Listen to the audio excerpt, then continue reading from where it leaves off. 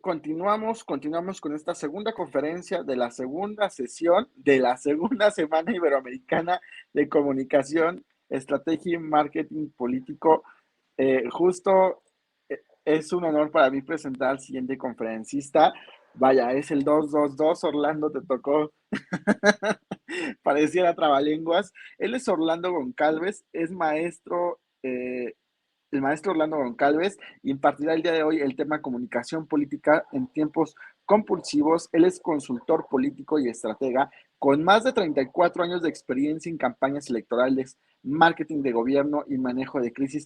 Ha desarrollado más de 300 proyectos y campañas en 13 naciones, incluidas Venezuela, Ecuador, Bolivia, Paraguay, Perú, Argentina, México, República Dominicana, El Salvador, Panamá, Guatemala, Nicaragua y Colombia, además de ser conferencista internacional en temas de comunicación política electoral y marketing de gobierno, liderazgo y manejo de crisis. Cuenta con un libro que se llama Ganar, Gobernar y Comunicar, y por si fuera poco, si no me equivoco, todos los días graba una videocolumna que nos hace llegar. Perdón, siempre es un referente en la comunicación política, Orlando, y muy buenas noches, Orlando, o tardes, no sé de dónde nos estemos conectando ahora. Buenas tardes, José Luis. Encantadísimo de estar con ustedes y de poder compartir hoy desde Colombia, donde estamos laborando, pero aquí andamos. Pues bienvenido a esta segunda Semana Iberoamericana de Comunicación, Estrategia y Marketing Político, Orlando. Muchísimas gracias por aceptarnos la invitación y por siempre apoyarnos en los proyectos a los cuales te hemos invitado. No, por favor, el gusto es mío. Te agradezco a ti y a Cruz Vaz la invitación y encantadísimo. Muchísimas gracias. ¿Vas a compartir presentación? Correcto. Ok, adelante, le puedes dar en compartir, en presentar, perdón.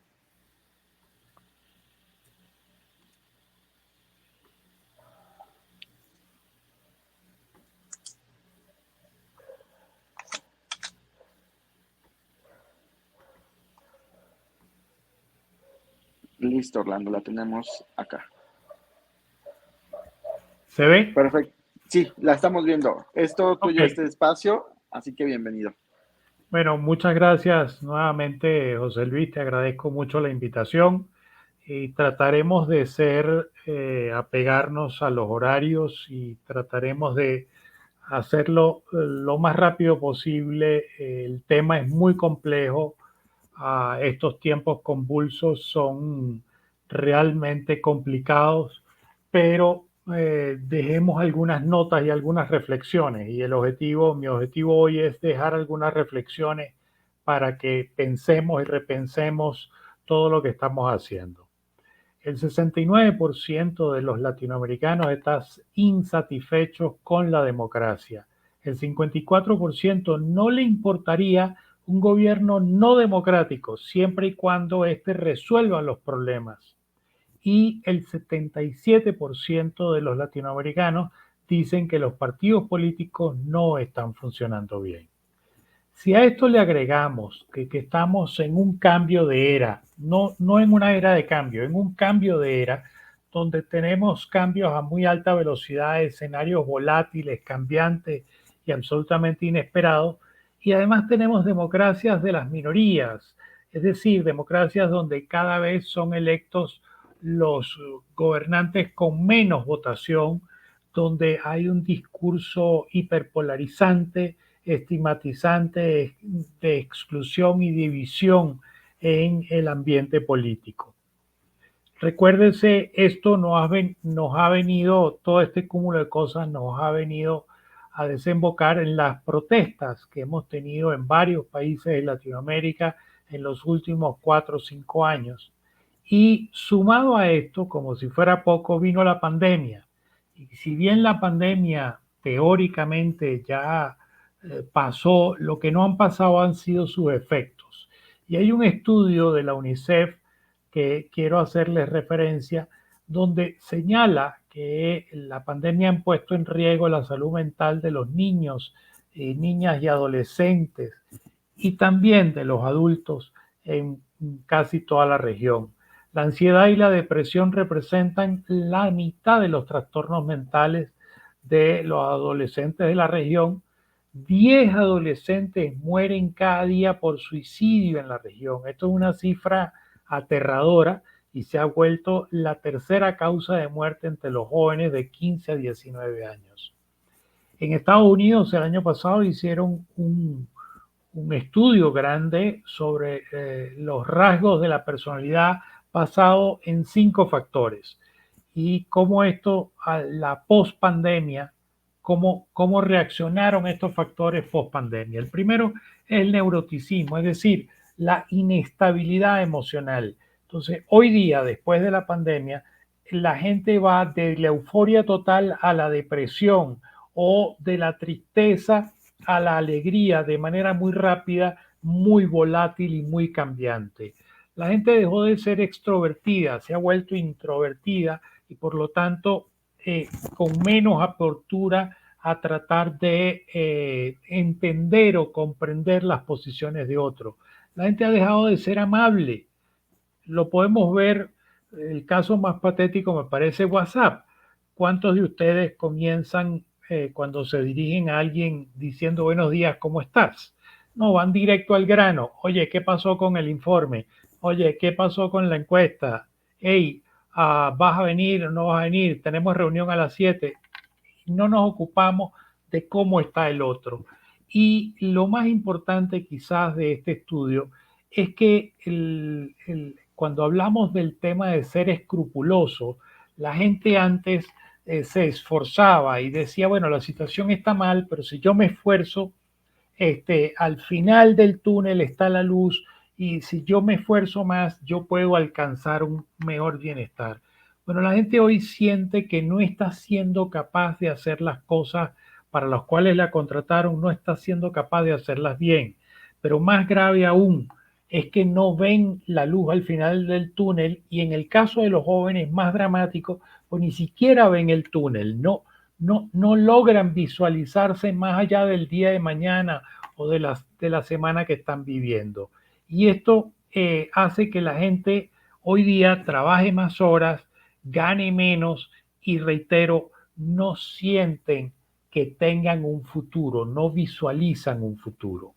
Entonces, si todo esto ha cambiado, la pregunta que tenemos que hacernos es, bueno, ¿vamos a seguir haciendo lo mismo?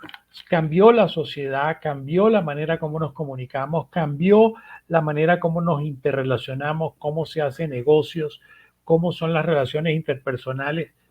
Entonces, si todo eso cambió, cambió la política, entonces, ¿qué vamos a seguir haciendo lo mismo de siempre? Lo que yo quiero proponerles son algunas claves fundamentales de la comunicación política moderna en estos tiempos convulsos.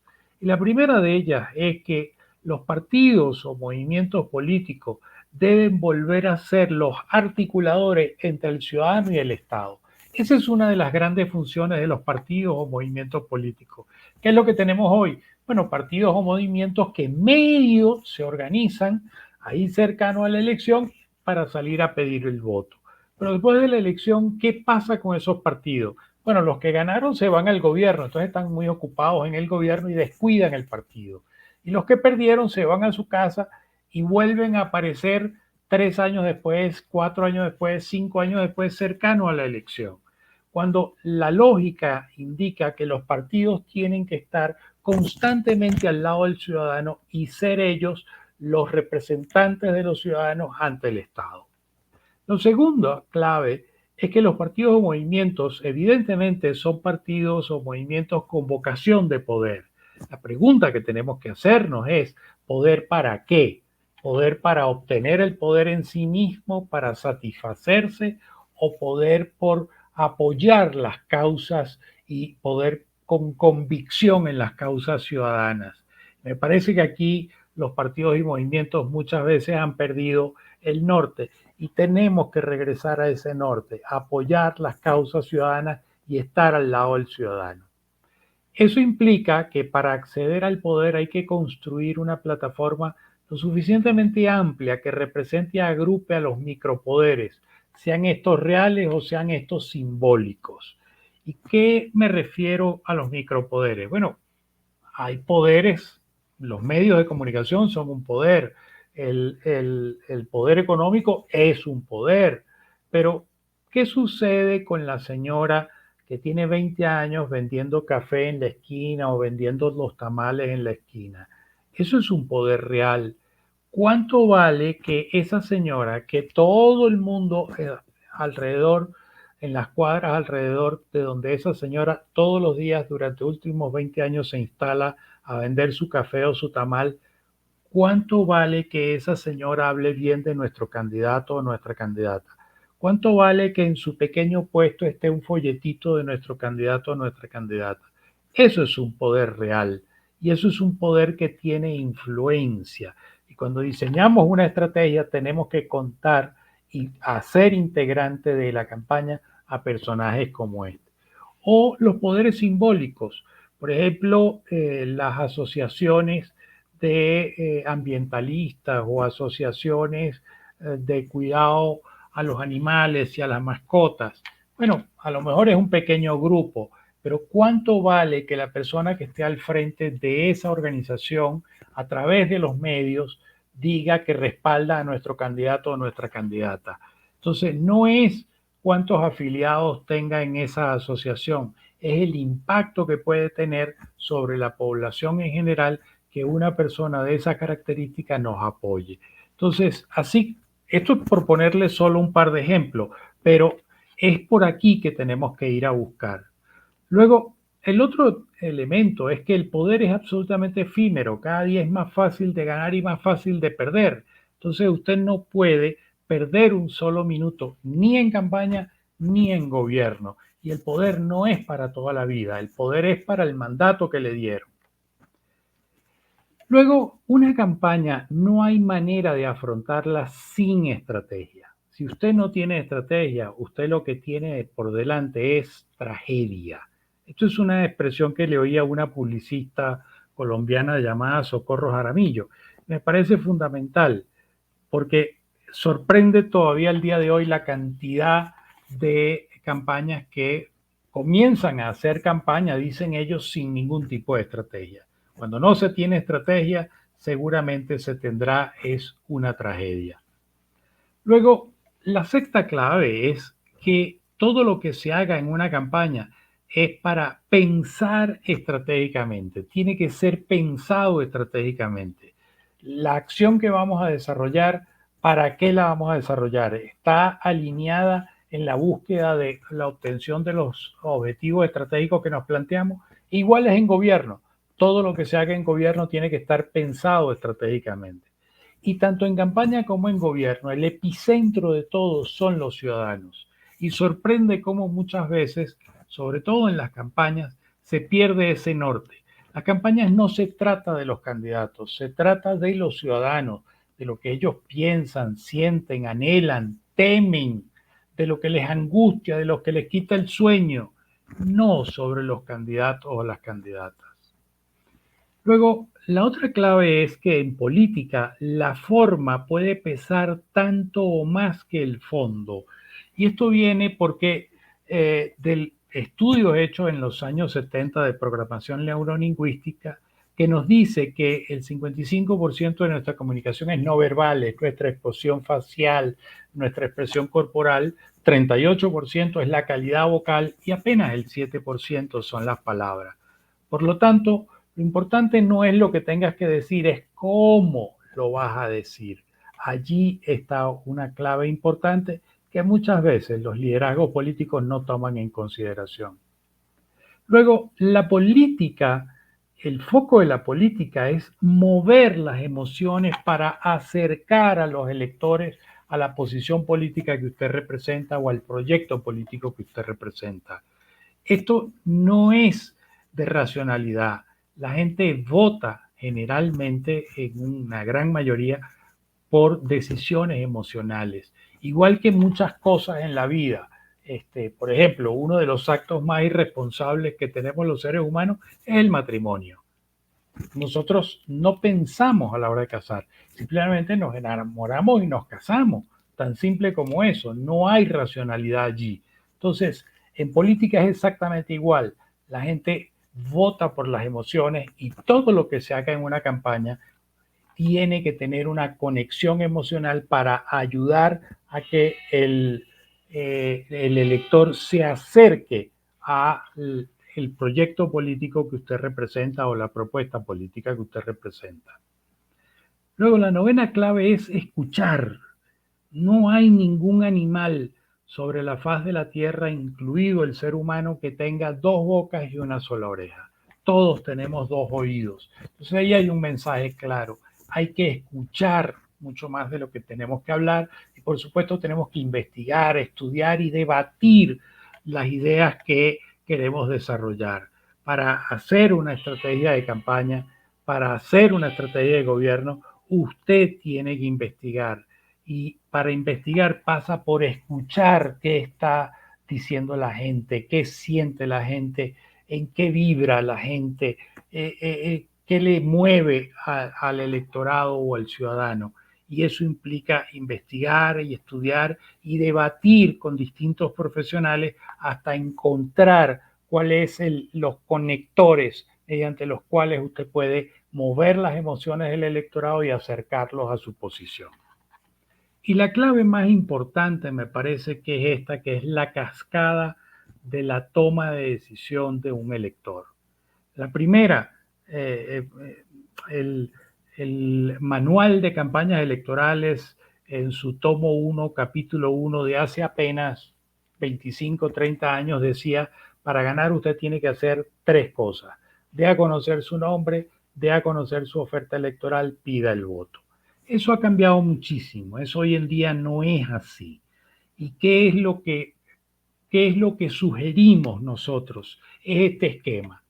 Primero hay que escuchar a la gente, no podemos nosotros salir a la calle sencillamente a decir lo que nosotros queremos decir si no hemos escuchado a la gente, porque probablemente puede ser que el candidato o la candidata tenga ideas brillantes, pero que no estén en sintonía o no estén en el ámbito de los intereses de la persona. Por lo tanto, el primer paso es escuchar, el segundo significa, representa llamar la atención del ciudadano. ¿Y cómo se llama la atención del ciudadano? Con temas de interés mutuo.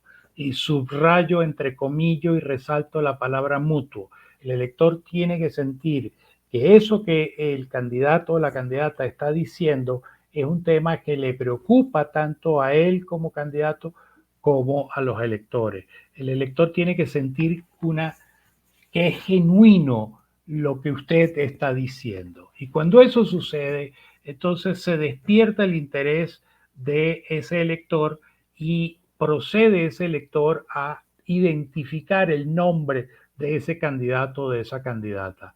Y acto seguido, en cuestión de segundos, se forma una imagen de ese candidato o esa candidata. Si la imagen es negativa, por ejemplo, por la razón que haya sido, es como si al principio de la cascada se interrumpiera el flujo del agua. Bueno, el agua no va a seguir su curso, no va a caer.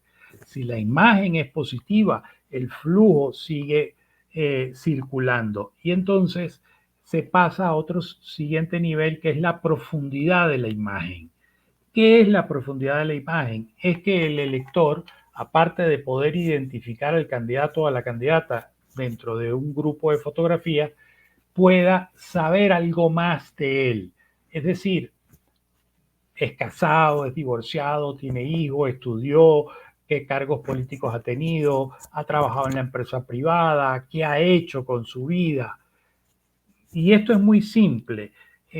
Cuando uno admira a un escritor, a un artista, a un deportista, a un personaje de la historia, nosotros leemos e investigamos sobre ese personaje. ¿Por qué?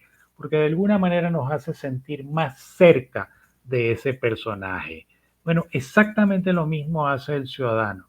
Por supuesto, la campaña tiene que hacer su parte para ofrecerle esta información de manera fácil y de manera muy accesible para que el elector entonces pueda, dentro de esa asociación positiva y dentro de ese interés mutuo que él sintió y percibió con ese candidato o candidata, acercarse a él porque conoce más de este personaje.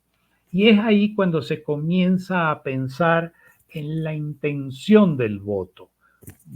Todos ustedes probablemente han visto en las encuestas intención de voto. Bueno, eso es la intención, no es la solidez ni es la concreción del voto. Y ese es el trabajo que tiene que hacer la campaña para hacer que el elector el día de la elección se levante, se asee, se vista, se tome su café y salga y vaya al centro de votación y vote por nuestra propuesta. Como verán, nosotros en toda la cascada no hemos pedido el voto. Lo que hacemos es inducir, guiar al elector en un proceso para que él llegue a la propia conclusión por él mismo de que ese candidato o esa candidata es la que más le conviene. Cuando ese proceso de toma de decisión lo hace el elector, eso es mucho más poderoso que el soborno, que el acarreo, que la compra de votos. Dicho sea de paso, prácticas que cada día están siendo más costosas y más ineficientes. Entonces, lo que se hace con este proceso es inducir al elector a que pueda él llegar a esa conclusión, que ese candidato o esa candidata es la que más me favorece y es la que más me conviene. Ese es un proceso y como proceso no se puede brincar los pasos. Entonces, llegar 3 meses antes de la elección y tocar una puerta y decir, hola, yo soy Orlando y estoy trabajando para José Luis Cruz, dame el voto para José Luis Cruz, eso no tiene ningún sentido hoy en día, pero sí tiene sentido inducir al elector para que llegue a esa conclusión. Y bueno, como conclusión quiero dejarles 2 reflexiones finales. La primera, ¿cuál es el nuevo liderazgo? A mi manera de ver, el nuevo liderazgo tiene que ser como los elefantes. ¿Qué implica eso? Tiene que ser muy estratégico, pero la frialdad del personaje estratégico no impide ser empático con los ciudadanos. En México dicen las personas que tienen colmillo es porque tienen experiencia y capacidad. Bueno, tiene un líder político, tiene que tener un mínimo de experiencia y un mínimo de capacidad. Tiene que tener un gran olfato. El olfato sigue funcionando sobre todo para entender el entorno, para entender el momento histórico presente, pero no sustituye a la investigación. Ayuda para el análisis, sí, pero no sustituye la investigación. Luego lo otro es que tiene que dejar huella por donde pase. ¿Cuál es el objetivo de estar en una carrera política para después estar en el libro de historia que diga en una línea, presidente municipal o alcalde de tal año a tal año, diputado federal de tal año a tal año, o diputado local o gobernador de tal año a tal año? La verdad es que eso no tiene sentido. La lógica indica que usted tiene que dejar una huella tan potente que del libro de la historia un capítulo sea suyo y cuidado si no todo el libro. Luego, tiene que saber escuchar. Es importantísimo hoy en día, sobre todo después del impacto de la pandemia y con las consecuencias de la pandemia en la salud mental de la mayoría de la población. La gente siente que no los están escuchando.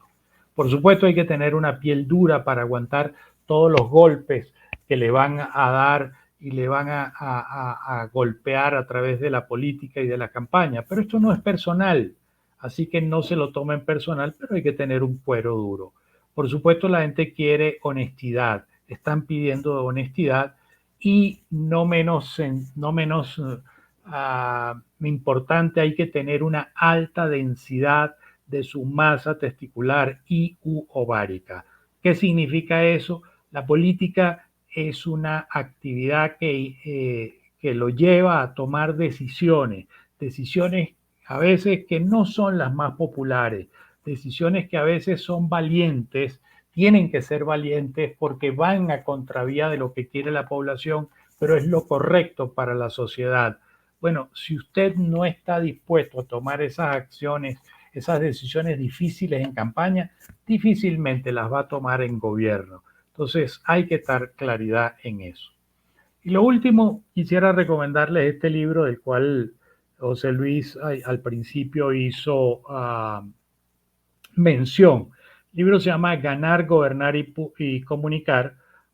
Estamos en la segunda edición, revisado, actualizado.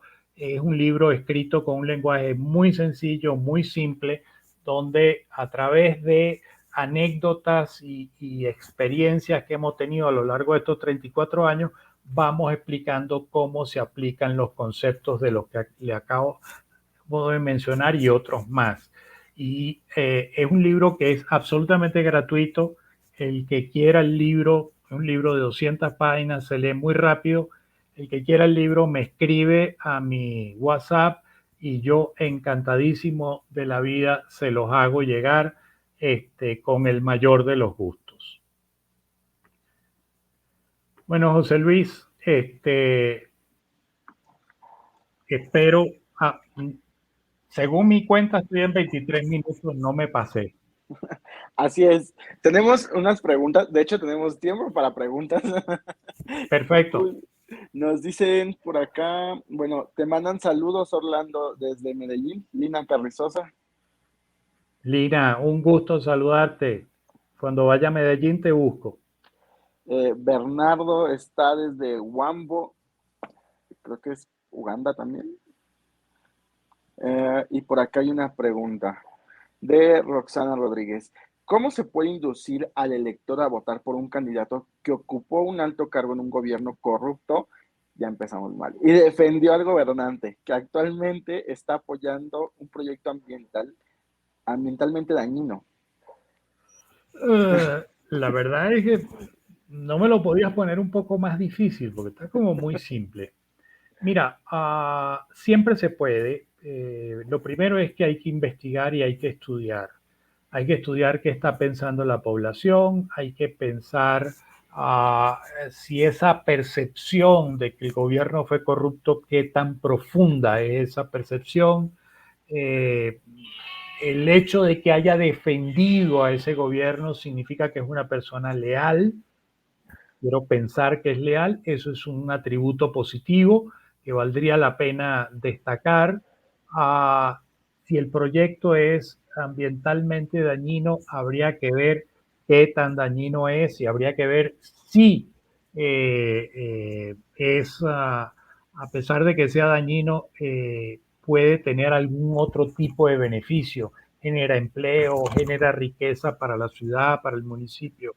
Entonces, hay que estudiar mucho y no es una respuesta fácil, pero se puede. Así es. También tenemos un comentario de Hitler, justamente te antecedió. Dice, muy, muy rica esta presentación. Enhorabuena, Orlando Goncalves, muy disfrutable esta presentación. Enhorabuena. Obrigado, Hitler. Obrigada, eu. AKJV, bueno, ya no sé yo ni si estoy deletreando o cómo se pronuncian. Justo todos estos cambios que han hecho en la actualidad, algo frívolo, se ha perdido algo tan básico que refleja un gran cambio, la comunicación. Brinda mucha empatía el saber escuchar y el cómo se transmite lo recibido. Grata ponencia, maestro. Un gusto saludarte. Gracias a ti. Me alegra que te haya agradado y ojalá te sea de utilidad. Y bueno, estimado Orlando, quiero aprovechar para hacerte entrega de este reconocimiento de manera virtual que te otorga Crubas Comunicación y nuestro centro de capacitación Hagamos Comunicación, otorgan el presente reconocimiento al maestro Orlando Goncalves tras haber participado en calidad de conferencista en esta segunda semana iberoamericana de comunicación, estrategia y marketing político. Y bueno, se extiende el día de hoy aquí en la Ciudad de México. Muchísimas gracias, Orlando, por siempre sumarte a estos proyectos y de verdad por compartirnos, por darte el tiempo de grabar, editarlo y subir tus videos, porque a raíz de eso, yo creo que, no sé si solamente soy yo, pero creo que nos contagias a varios a justo profundizar en temas que tenemos de frente y que quizás nos hemos no nos hemos parado, no nos hemos detenido a analizarlos, los efectos que tienen en cierto sector o en toda la población y que precisamente coinciden con la parte de la estrategia en comunicación o la estrategia electoral. No, gracias a ti por la invitación y para mí siempre es un gusto. Ya llevamos, esta semana es la videocolumna 175, hacemos una por semana. Es un trabajo, a la final es un trabajo porque te toca leer, investigar. A veces tienes varios temas, a veces no tienes temas, entonces sufres más cuando no tienes temas.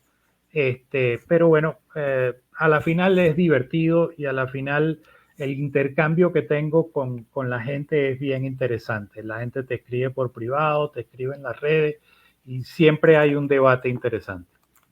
Así es, pues muchísimas gracias, Orlando. Te mando un fuerte abrazo hasta Colombia y esperemos próximamente estar en comunicación. Seguro. Un Hasta la abrazo. próxima. Igualmente.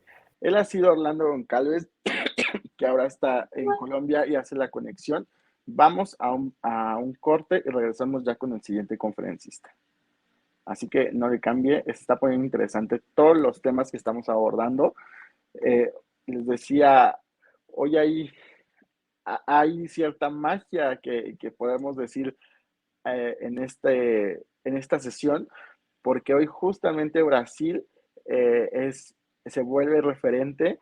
México y Brasil van de la mano en este mes de septiembre y México y Brasil han coincidido en varias ocasiones y hoy tendremos más adelante a una persona que tiene mi respeto, mi admiración, sobre todo por la lucha que ha llevado en los diferentes movimientos que ha encabezado y estará con nosotros más adelante la doctora Mara Telles desde Brasil.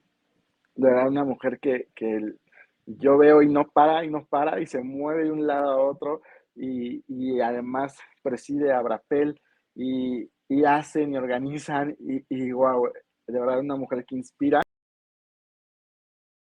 Conferencistas, México y Brasil están unidos por varias circunstancias, pero sobre todo en este mes ambas naciones celebramos la independencia de, pues bueno, con sus diferencias por años, pero bueno, nos une también esas raíces. Así que vamos a un pequeño break, un pequeño corte, regresamos ya con el siguiente conferencista.